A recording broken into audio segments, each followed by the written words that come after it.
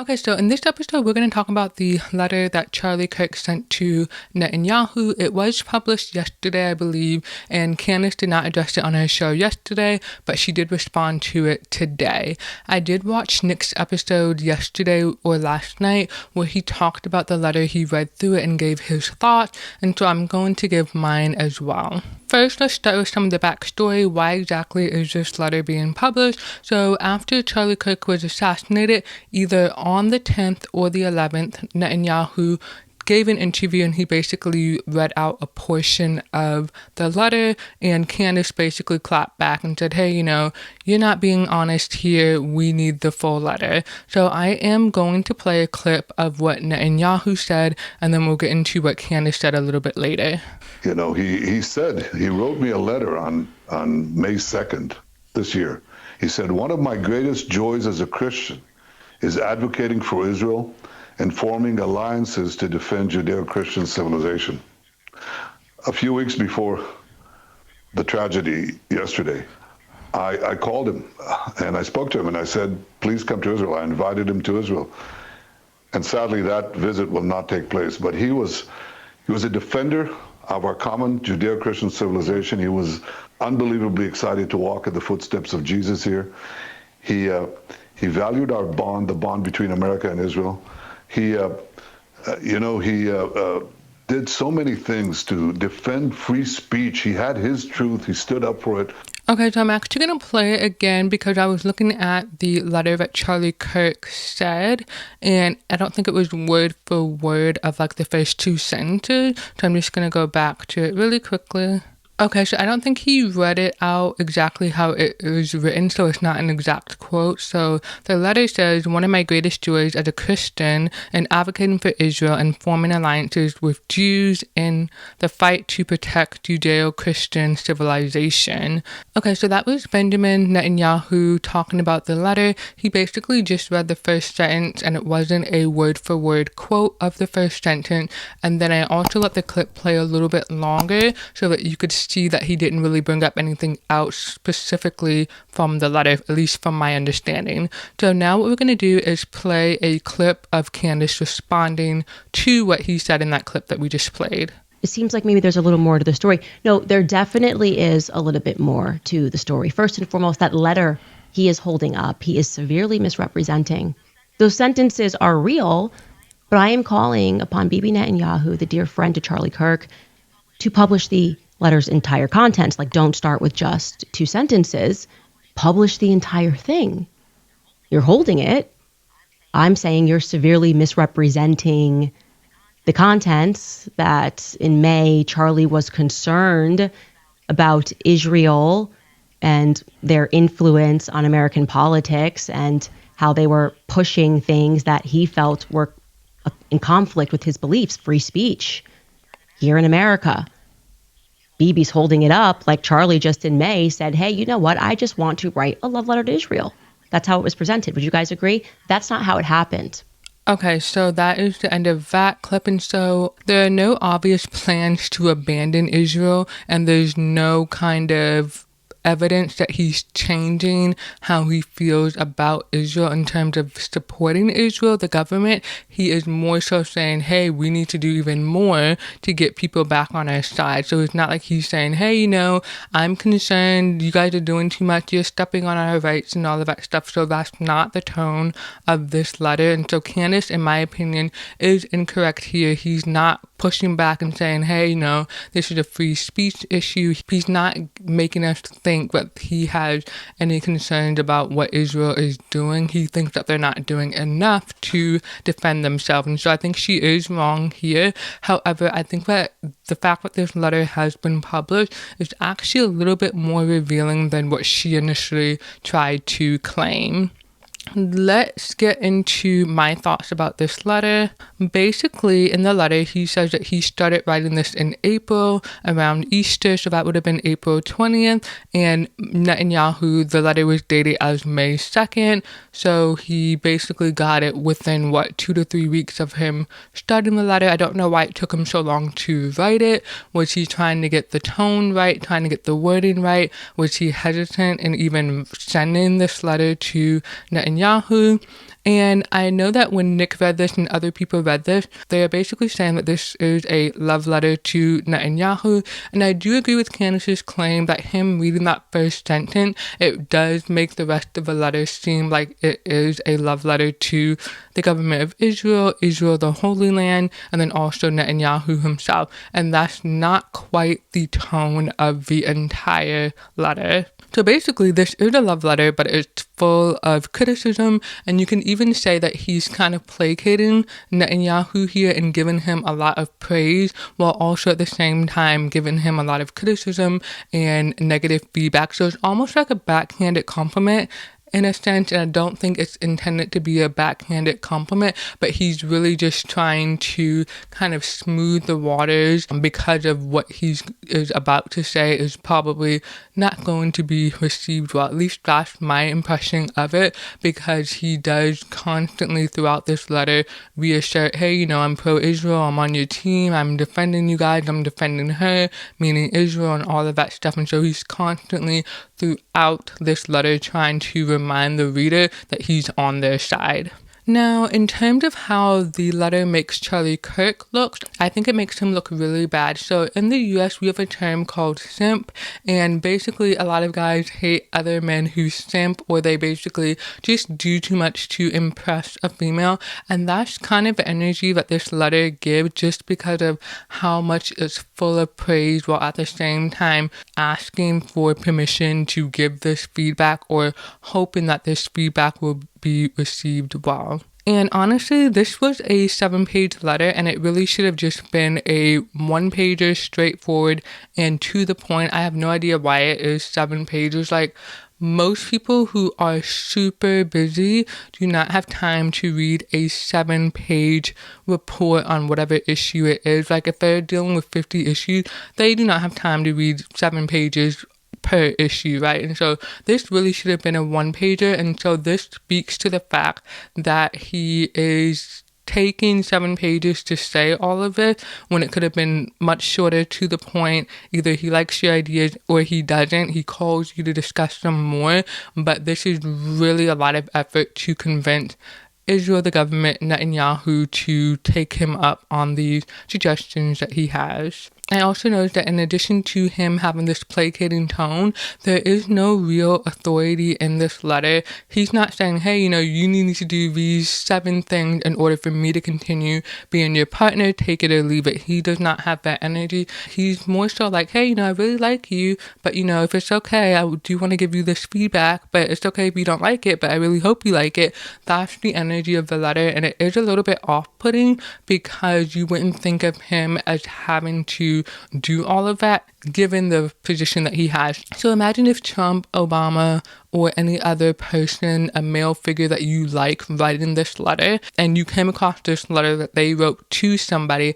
How would you feel about the letter? Would you be a fan of the letter, or would you be like, hey, you know, I can't believe you sent that. This is very passive. It's not assertive. It's not masculine, that sort of thing, right? And so I find that aspect of it interesting, because I don't think anybody has time to read a 7-page response to whatever the situation is, and then also the language is very submissive and passive. I also noticed that he repeated himself throughout this letter, and I almost felt like it was a bunch of different letters together, and that would make sense if he drafted this letter several times and was like adding stuff to it, taking stuff away, and all of that stuff.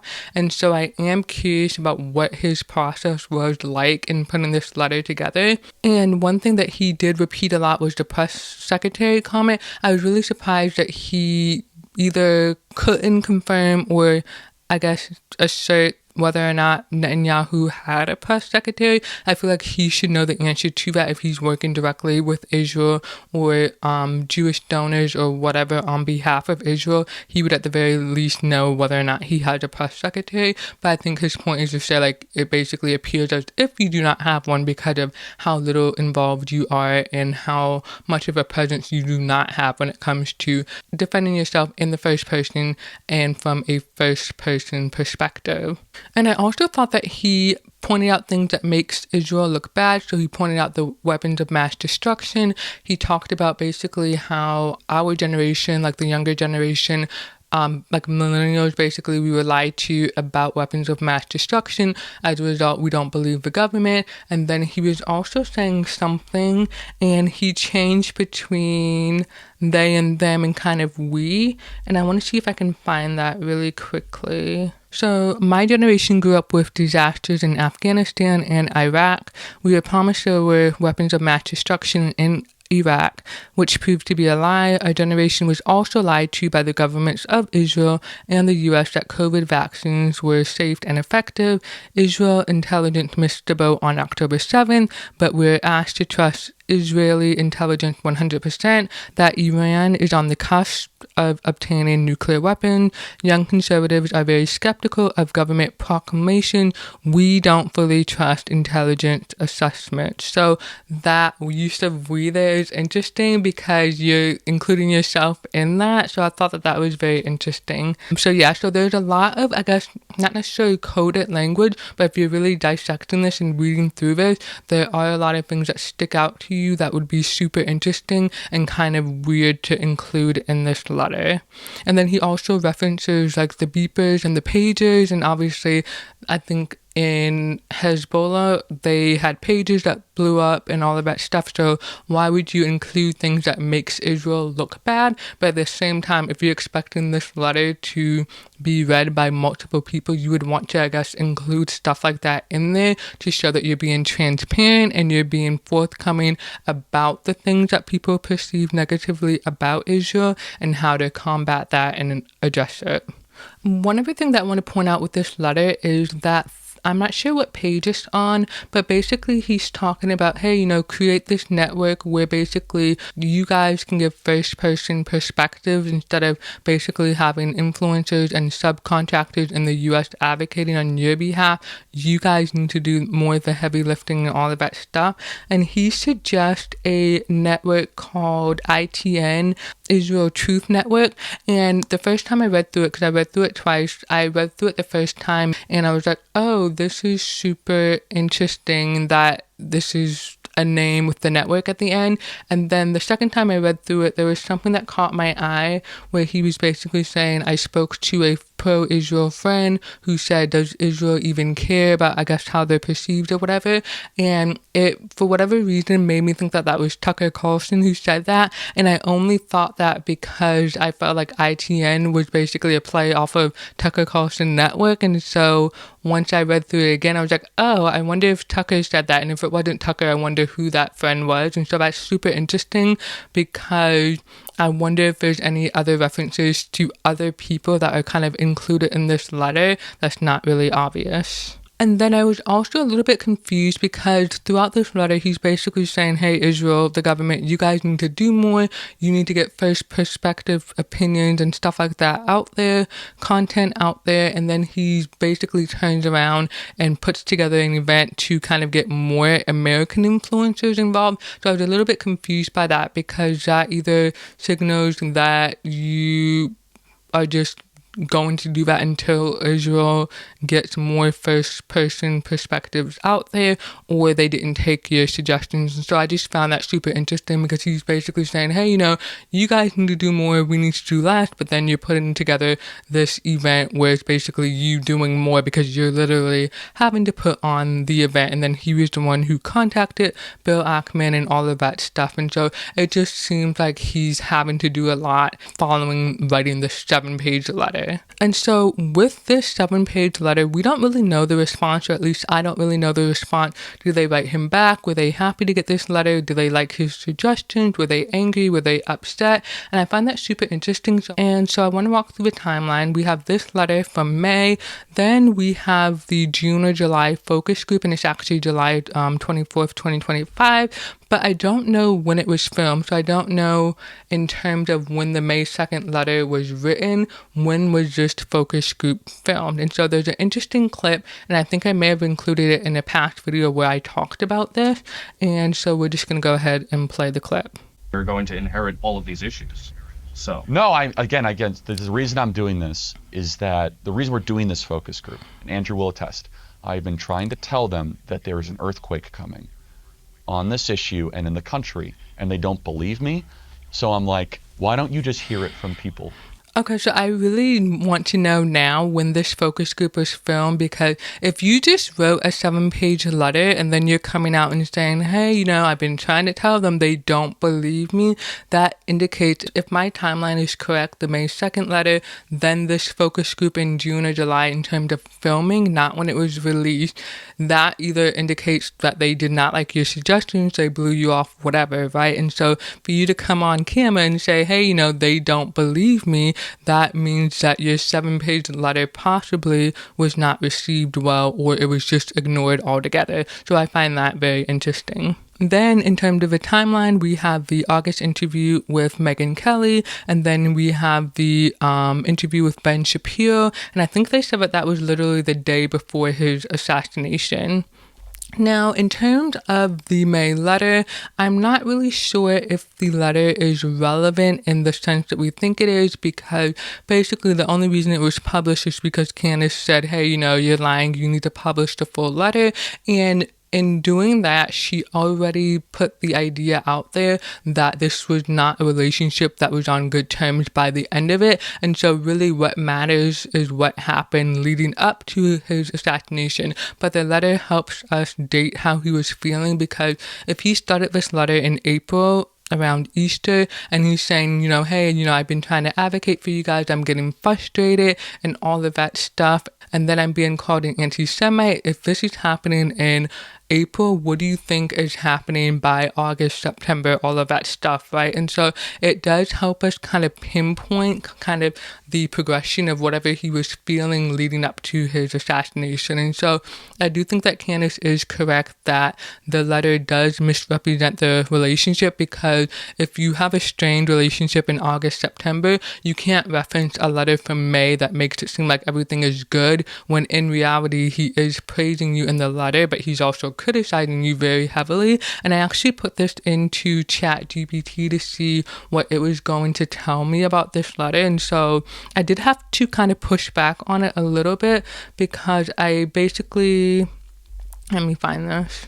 I basically said, look at this tweet, the 7-page letter included. Tell me the vibe or the tone of the letter. Since this is a 7-page paper, tell me what the thesis would be for this paper. This thesis should be 2 to 3 sentences. So really, I'm trying to get it to tell me, how would you paraphrase this paper in 2 or 3 sentences? So would it be exactly what Netanyahu read out, or would it look a little bit different? And so I sent them the Twitter link, and it didn't do anything because it couldn't read the screenshot. And so I was able to copy and paste the full 7-page letter into it. And then what it said was, tone and vibe. The letter is urgent, admonishing, and somewhat paternalistic. It blends admiration for Israel with blunt criticism, framing itself as tough love. So this to me is a I love you but letter, and that is super important, because it's not just all flattery. It's not completely full of flattery and nothing else. It's heavily full of criticism.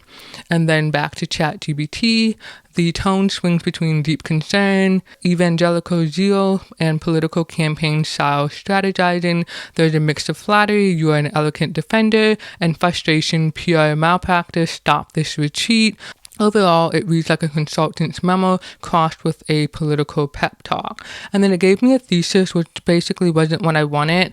So then I said, is this an accurate description or accounting of the letter? Netanyahu told Fox News he was an extraordinary friend and said, Kirk wrote me a letter on May 2nd this year. He said, one of my greatest joys as a Christian is advocating for Israel and forming alliances to defend Judeo-Christian civilization.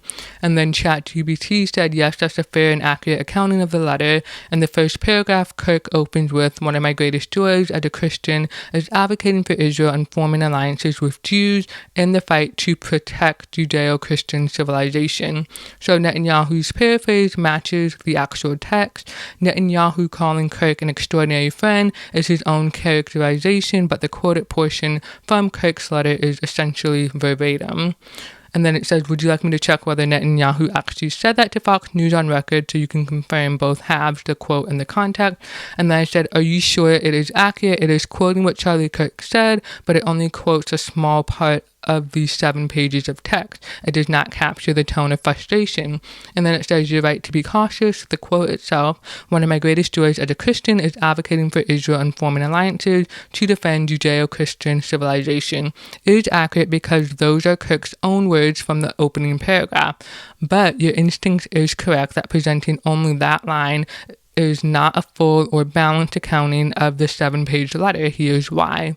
The overall tone of the letter is urgent, critical, and frustrated, not simply celebratory or friendly. Kirk uses that opening phrase as a setup before launching into repeated critiques of Israel's communication strategy. He repeatedly accuses Israel of PR malpractice, of retreating from social media, of being overly dependent on American surrogates, and warns that support is collapsing even among conservatives. The bulk of the letter reads more like an admonition or strategic intervention than a simple declaration of friendship. So, accurate? Yes, the quoted line is genuine in the letter. Complete or representative? No, because it omits the dominant tone of frustration, criticism, and warning that runs through the rest of the text. And then, yeah, so that's pretty much it. I did ask it another question because it asked, do you want me to show what a representative 1-paragraph summary of a letter would look like? And then something that actually captures the balance of admiration and admonition. Yes, but only 2 or 3 sentences include both parts that we talked about, the admiration and the criticism. And then it says, this is a 2 or 3 sentence balanced summary. Charlie Kirk opens his letter by affirming his deep admiration for Israel and describing advocacy for the Jewish state as one of his greatest joys as a Christian, but the bulk of his message is sharply critical, warning that Israel is losing the information war on social media and among young conservatives. He urges Netanyahu to overhaul Israel's communication strategy, arguing that continued neglect will erode American support despite the loyalty of allies like him. And then it says, would you like me to phrase this in a way that could serve as a headline or a pull quote like a journalist might use? And then I just said, is this letter flattering to Netanyahu? And then it says, not really, at least not in the overall balance. The letter starts with flattery. Kirk calls supporting Israel one of his greatest joys, praises Netanyahu as an eloquent defender, and positions himself as a loyal ally. Those opening compliments are genuine, but they mostly serve to establish goodwill. The bulk of the 7 pages, however, is critical and admonishing. Kirk accuses Israel of PR malpractice, says it has retreated from social media, implies Netanyahu doesn't post enough in English, and repeatedly urges a complete overhaul of Israel's communication strategy. The tone is more frustrated, consultant than fawning supporter. So, flattering parts, yes, especially in the introduction. Overall, it's much more a critique and a warning than a flattering endorsement. And so that's where that conversation with Chatgpt ended. And yes, I kind of made it double check what it was saying, but take what you will from that. So again, the point here is, yes, this was a love letter. I love you, but it was more I love you, but. Now, I want to get into something that Candace brought up on her show. She basically said that she was asked, or Charlie Kirk was going to bring her back, I guess, to be the communications director or in charge of TPUSA. I'm not 100% sure. Basically, she said that he basically threatened Israel, the government, his donors, whatever. Hey, you don't like what I'm doing, I'm going to bring Candace back. And obviously that should be a huge red flag for anyone who, I guess, is on Candace's bad side, or she's not like helping you with your agenda, because we saw what happened with the Daily Wire. We saw how that impacted Ben Shapiro and then also Jeremy Boring. And so not that the platform fell apart, because I'm sure they're still successful, but I also only watched the Daily Wire because of Candace. And so when she left, I also left, and I'm sure that that's the case for other people as well. And I don't really pay attention to anything that the Daily Wire team is doing. Like, if I see something on YouTube, I may watch it here and there, but I'm not actively on Daily Wire's platform. And so obviously we saw her last interview with the Daily Wire with that rabbi. That blew up. She was let go. They parted ways, whatever. And then she's basically back and she's more successful than ever. So obviously you can't have someone who is very critical of Israel, not on your side, lose everything, and then come back even hotter than before, right? So that's crazy. So to have someone like that now, the head or in leadership at TPUSA would be a huge concern, because you already know that she's anti-Israel, and then if she's like the new face, the new lead, the new co-partner, whatever, of TPUSA, that drastically changes their agenda and what they're all about.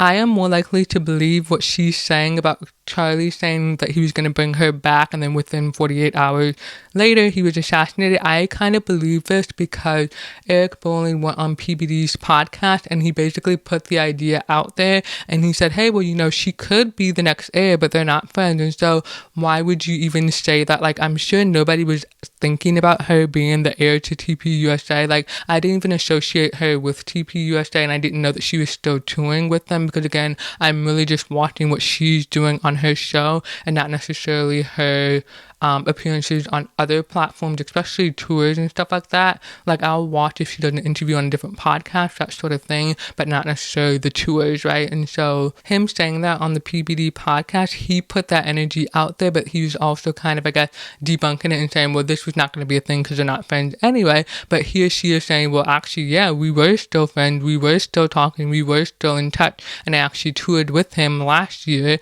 On top of that, he asked me to come back, or he wanted me to come back. And so I don't think it's far-fetched at this point to believe that he would have been willing to bring her back.